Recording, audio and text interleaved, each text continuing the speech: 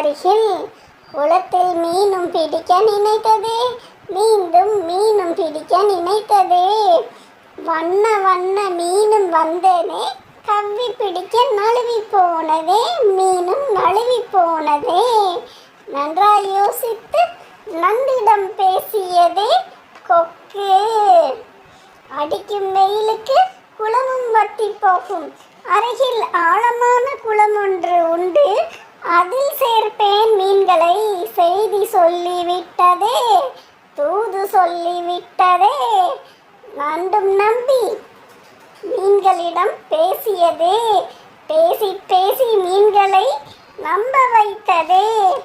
தினமொரு மீன், தினமொரு வண்ண மீன், மஞ்சள் ஊதா சிவப்பு என தூக்கி திரிந்ததே கொக்கு. தூக்கி சென்று பாறையில் வைத்து கொத்தி தின்றதே, தினமும் தின்று கொழுத்து போனதே.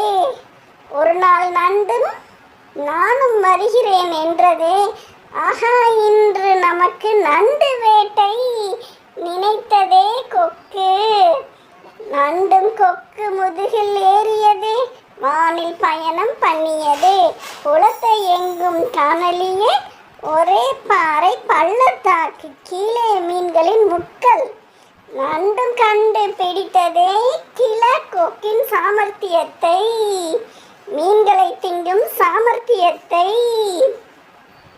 ஒரே கிடுக்கி பிடி கழுத்தில், கொக்கின் கழுத்தில் நண்டின் கொடுக்கால். மூச்சு திணறியதே கிளக்கொக்கு, மொத்த மூச்சும் விட்டு போச்சே செத்து. மெதுவாய் நடந்து குளத்தில் குளித்ததே நண்டு, மீதி மீன்களை காப்பாற்றி. கொக்கிடமிருந்து கொக்கு ஒன்று இருந்ததே, வயதான கொக்கு ஒன்று இருந்ததே. குளத்தில் மீனும் பிடிக்க நினைத்ததே, மீண்டும் மீனும் பிடிக்க நினைத்ததே.